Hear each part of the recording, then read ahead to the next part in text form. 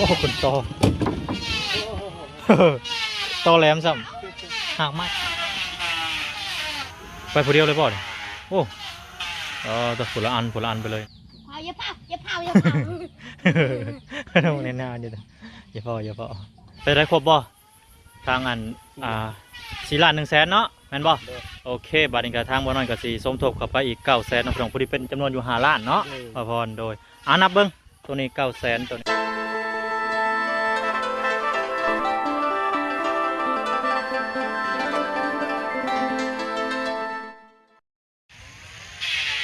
น้องพี่น้องเปิดภาพมาตอนนี้หลังจากมาแต่หาทางน้องอาเบยเพิ่นทางบ่น้อยก็สิเข้ามา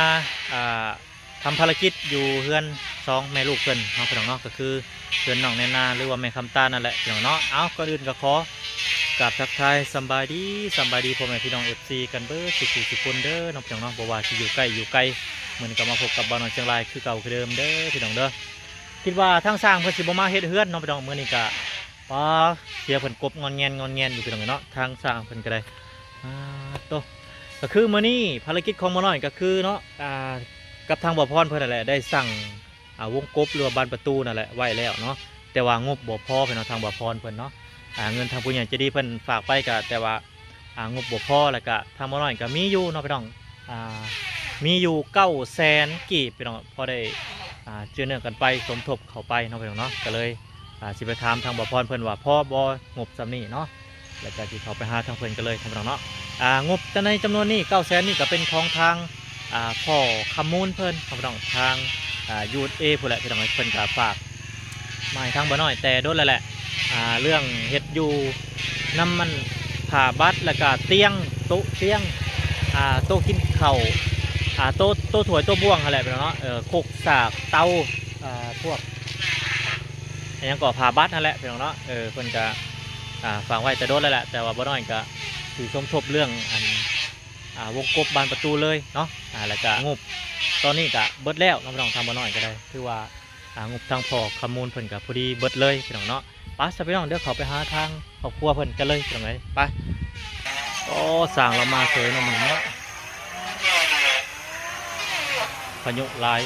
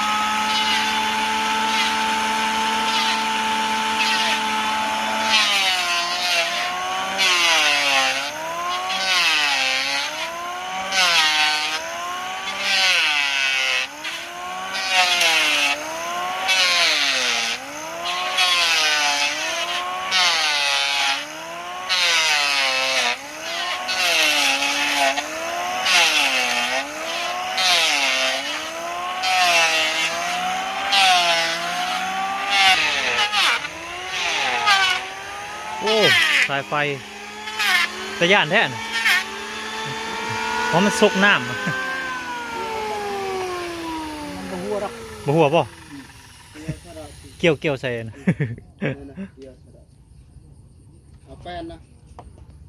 แล้วเขาว่ามันใจบ่เป็นยังกับบ่เป็นยังถ้าว่าบ่มีหนูกัดสายถ้าว่ามันใจบ่เป็นยังกับว่าอย่ามันเผื่อไว้เนาะย่านคือกันได้นี่ก็ได้บ่อยากถีบหมู่เลยเนาะบ่อยากถีบหมู่มาเซยเนาะสุเจ้าก็คิดว่าสิบ่ได้มาได้มื้อนี้โอ้ครัวจมไปได้น้ำลายบ่ย่างมาห้วยบ่ย่างทางนี้เด้ย่างมาทางพี่แต่ว่าครัวหารย่างครัวจมหารย่างมาได้อยู่บ่ได้ก็เลยเอาหวยมาทางพี่ด้วยโอเคเป็นไงเนาะเราก็มาเซยไปทางเลยน้ำบักลึกๆหนึ่งเพียงขาเลย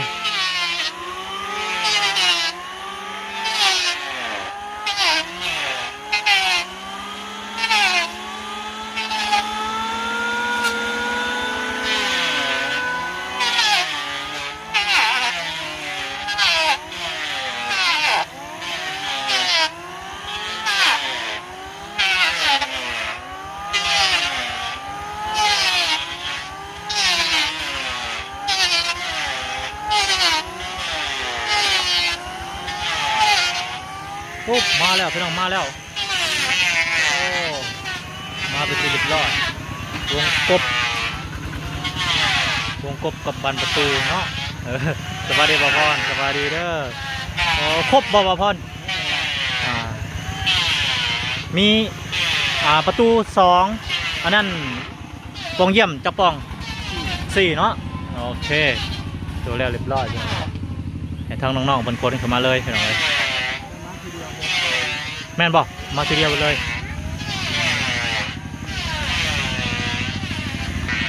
มาแล้วพี่น้อง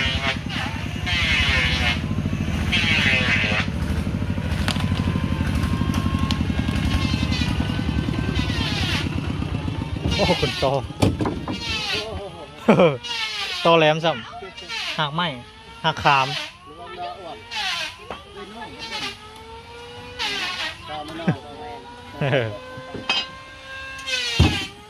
โอ้บ่ไหลบ่ครึ่งเด้อมันไหลเด้อครึ่งคือกันเนาะ มาหมดเลย8 2 4 6 8โอเค8 อีก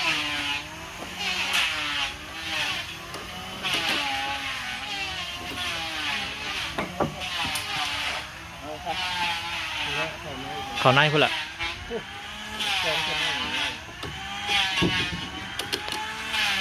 ใส่เตียงไว้บ่ใส่เตียงบ่โอ้คนนั่งบ่เตียงแต่ว่าใช่บ่พอนะไปสีบอกคนด้วย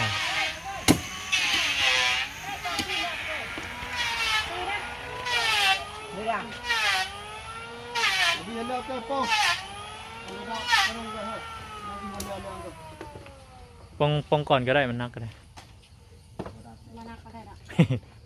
ให้เพิ่นเคลียร์พื้นที่ก่อน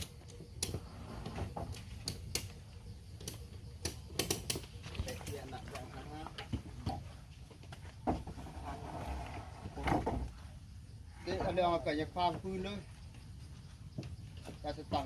ดะก็จะเยิ้มดะเครื่องหนึ่งเยิ้ม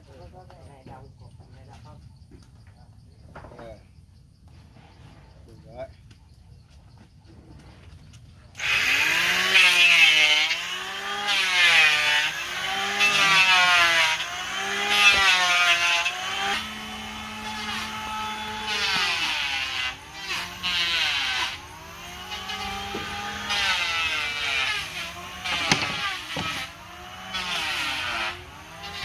ประตู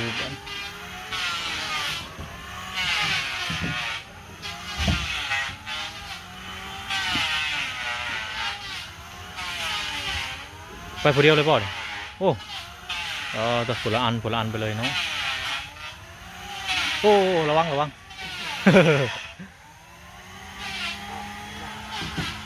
หามเอามันนักหามเอาเด้อหามเอา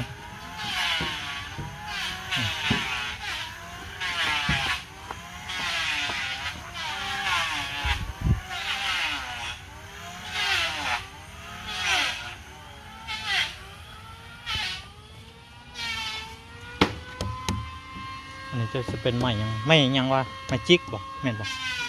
ไม้จิก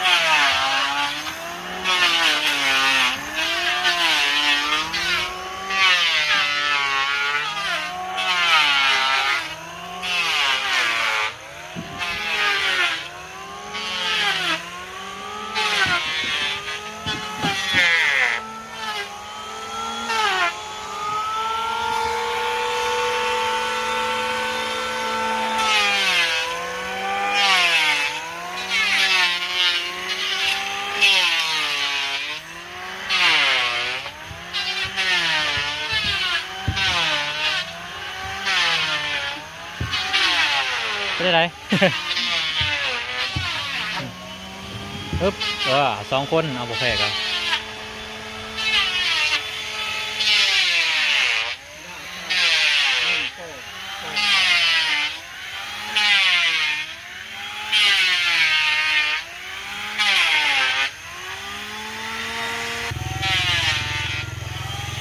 ตอนนี้ก็แล้วเรียบร้อยเนาะคือว่าสำเร็จภารกิจไปที่เรียบร้อยไปตรงไหนก็สิทำการจ่ายเงินเพิ่นก็เลยเนาะทางอัน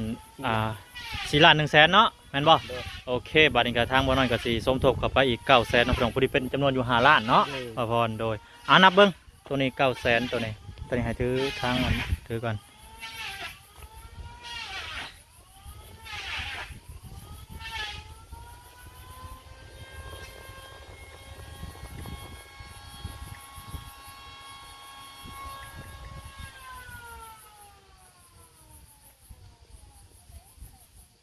ฮอดบ่900,000โอเคเนาะ โอเคจบภารกิจไปที่เรียบร้อย ทางน้องๆเพิ่นก็สิกลับแล้วบัดนี้ แม่นซื้อให้สีอัดสีช่างเพิ่น โอเคและพี่น้องชื่อว่าจบภารกิจหลังอันบานประตูวงกบไปหน่อยเนาะถือว่าสำเร็จเสร็จสิ้นโอ้ตอนนี้กำลังเห็นอย่างนี้ขมุกขมุมอยู่ไปหน่อยเนาะโตเข้ามาหาทางน้องเพิ่นก่อนสบายดีเด้อสองโดยเป็นหาพี่จอย ผมเป็นยังไม่ลองเลยเนาะเพราะว่าทางน้องเพิ่นกำลังเสียหมกพริก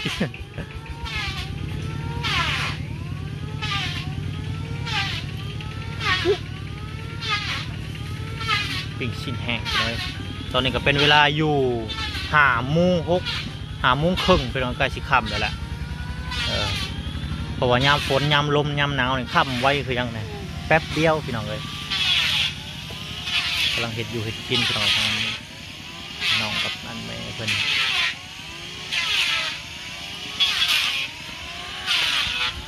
กำลังเห็ดพริกจี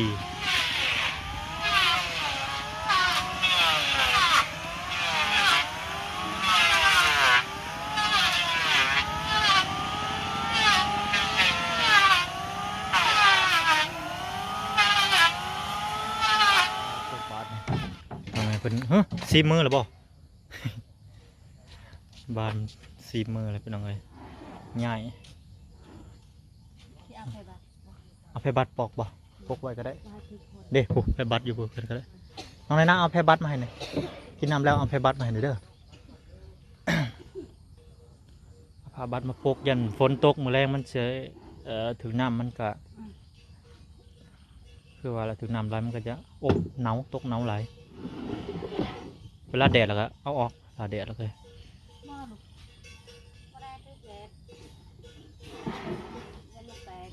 แตกเลยเนาะมันหาวเป็นยังก็น้ำฮันเอาน้ำออกสัตว์น้ำออกโอเคโอ้เฮียใจคล้องเด้อ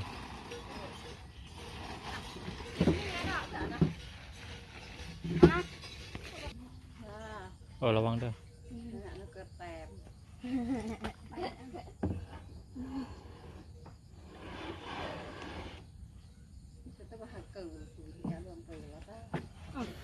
ตัวใหญ่นะทำใหญ่ปะเอาตัวใหญ่ก่อนเปลี่ยนสถานที่ใหม่เนาะหมอนี่มันยามฝนตกมาเลิกปูดเลยนะได้เกินเลยหรอกกินเลยไม่ตังเลยมาบ้างกดจับได้โอ้จับได้ก็ได้จับดีเด้อคอยไปไปยั่วกูต้องเข้าเพื่อนมาอย่าเผาลงในหน้าเด้ออย่าพอลองของเด้อคอยเด้อ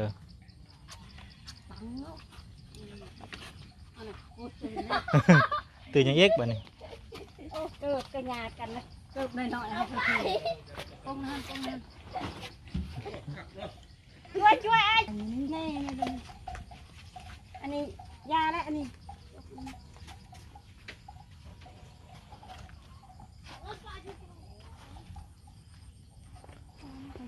สิได้โอ้ยไหมอันนี้เบาแม่ไม่จิกเนาะ ไม่จิก เอาได้ ไม่จิกอยู่ไม่จิก เปิดเลยปะนี่ อันนี้ซีมือ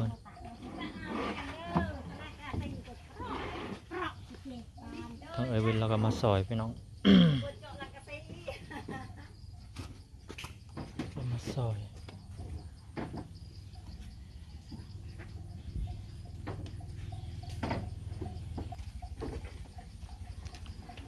หน้าหนาวเลย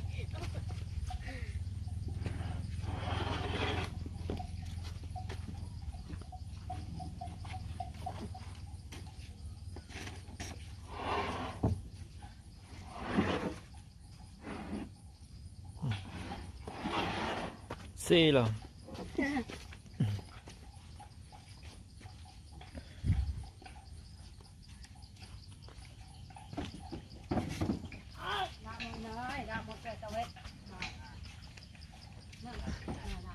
ดอกหมดน้อยเห็ดดอกน้อยหมดเลยค่ะเอ้ยมันจ้ะ